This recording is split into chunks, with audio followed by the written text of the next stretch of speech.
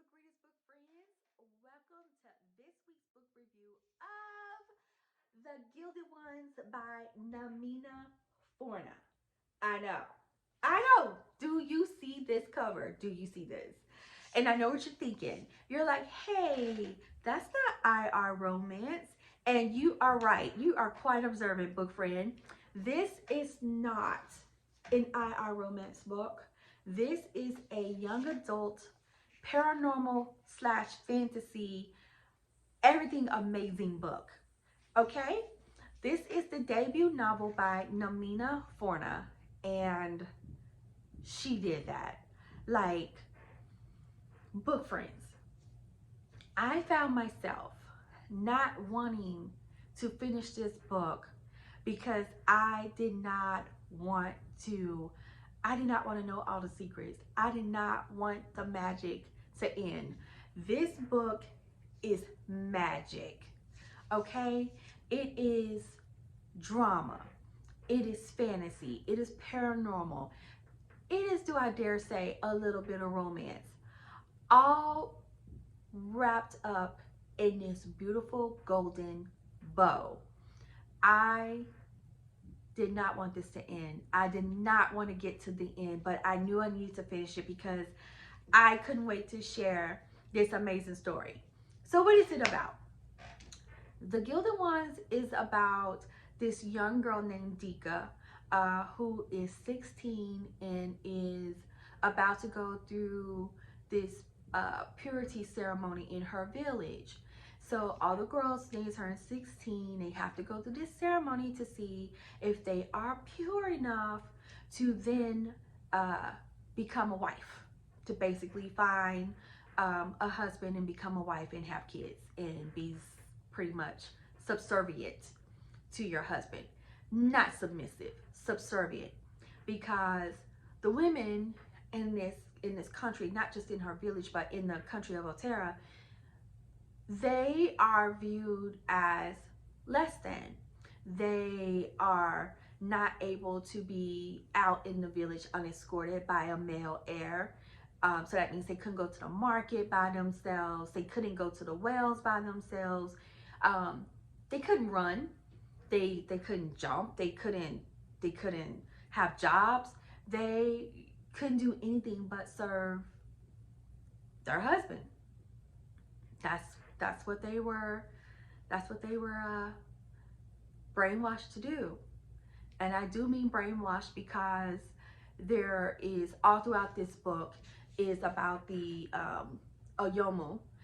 I don't think she necessarily refers to it as a god, but they always, you as you're reading, like, oh Oyomu, please help me, please save me, in the wisdom teachings by Oyomu, we're not to do X, Y, and Z. Like, y'all, they couldn't even use knives. Okay, let me not go down that rabbit hole. Let me get back to the magic. So this is about Deka, and she's about to go through her purity ceremony when the Death Streaks attack her village, and they are like these human, not human monsters that are attacking these villages. And so the men of the village, they're trying to fight them off, and her father is there, and he's also, trying to fight off the Death Streaks, and she sees that he's about to get attacked, and she screams, like, leave them alone or go away or something, and like the Death Streaks like freeze, and then like they obey her and they leave. So rather than the village being like, thank you for saving us, they're like, demon, kill her. Yo, they straight him Deka up. They cut her, and her blood doesn't run red, it runs gold. And so again, they're like, she's a demon, she has to be banished, kill her, yada yada. And so the guy that she liked, that she thought, once I go through the purity ceremony and I'm pure, maybe he'll choose me. He was the first one to kill her. Jerk. And so this story opens with that, and I am captivated. And then as you move through, and all these horrible things are happening to her because she's a demon. And so she doesn't die a true death. The priest in the village, they do really horrible things to her. Really horrible things to her, until a savior white hand shows up to take her away and tell her, I'm taking you to Wortha Bear, where you can basically join the army of the Alaki and fight for the emperor. So the demons were called Alakis. And so she's carted away to this far off place called Wortha Bear, where she's going to train to be a soldier. Which, hello, women aren't supposed to be soldiers. Women can't do anything. All they seen women do was have babies and keep house. And so the fact that there are women soldiers, she can't fathom that. She can't, even wrap her brain around that, because she's never seen it. That's not what she was taught. That's not what's in the wisdom teachings for women. So she goes to this camp, and all of the new recruits are matched up with the male recruits. They're called the Urani. And she ends up matched with a male called Kita. And Kita is someone of importance. He was a lord, and his family was killed by the Death Streak, so he joined the revolution. But that's not even important where their story picks up, right?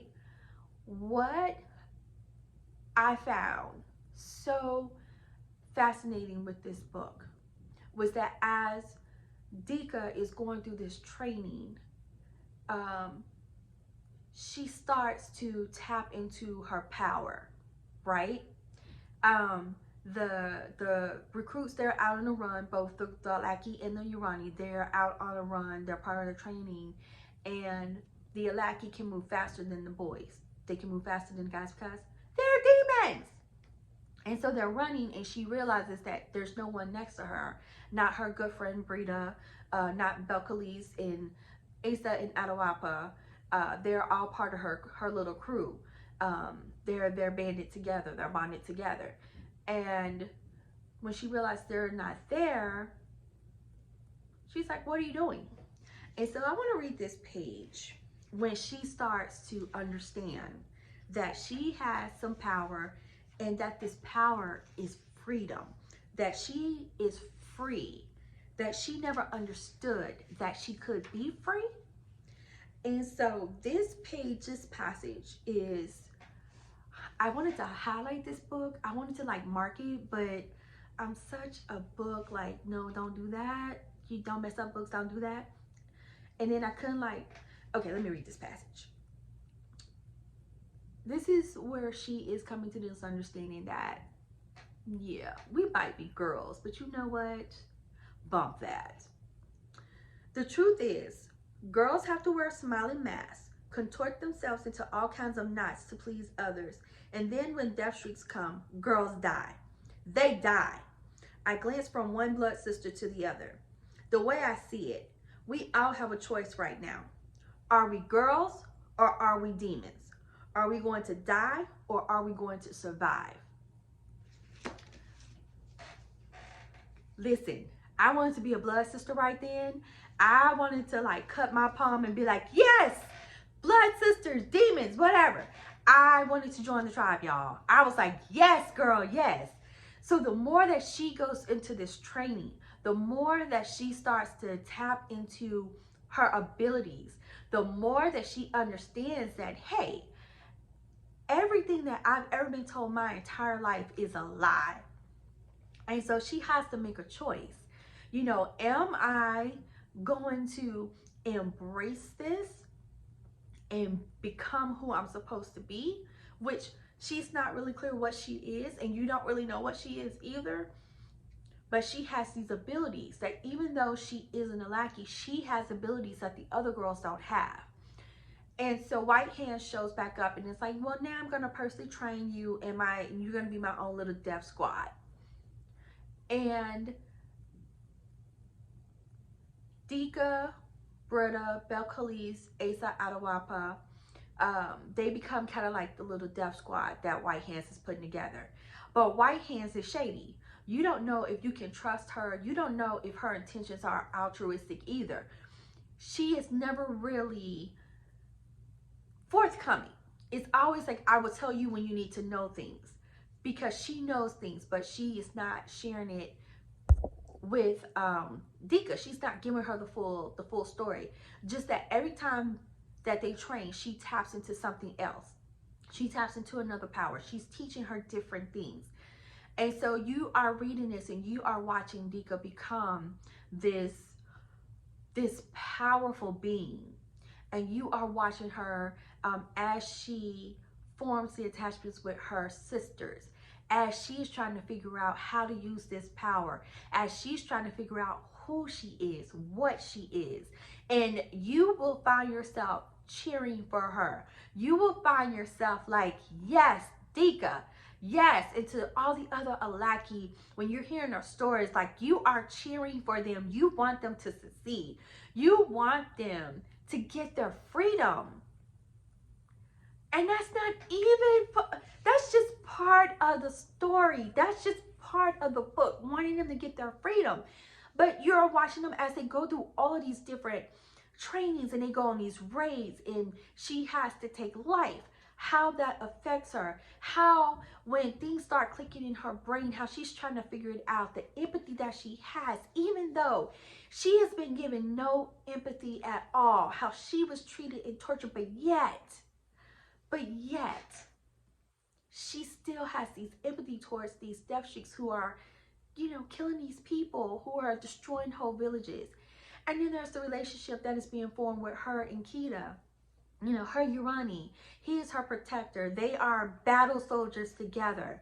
But it's like he sees her, like he gets her. Even when she doesn't understand herself, it's like he kind of knows. And yes, he wants to protect her, and they are awesome on the battlefield and all that stuff. But there is a bond and a connection between those two as well. And so you're getting a little bit of that, because it's not a true romance. It's not that at all. So I don't want you to pick this up and think that, oh, it's a young adult romance, because it's not.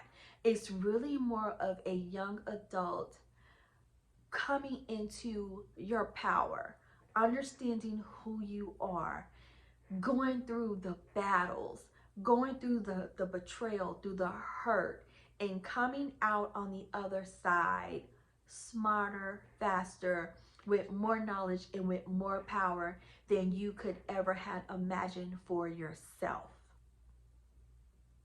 Well, hell, I think I just summed it up right there. Listen, The Gilded Ones by Namina Forna is everything amazing. I think I said that in the beginning, and I'm saying it again. It is an excellent story for your young teenage girls to read, for you to read with your daughters. It's an excellent story for anyone of any age to read.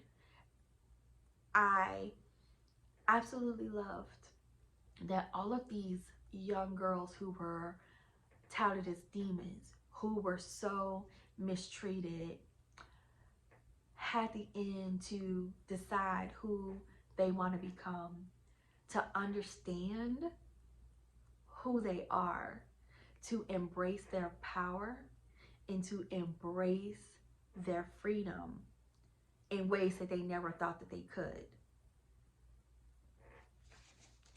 This is a book slay. This is a book slay. And Namina Forna, you did that. She did that.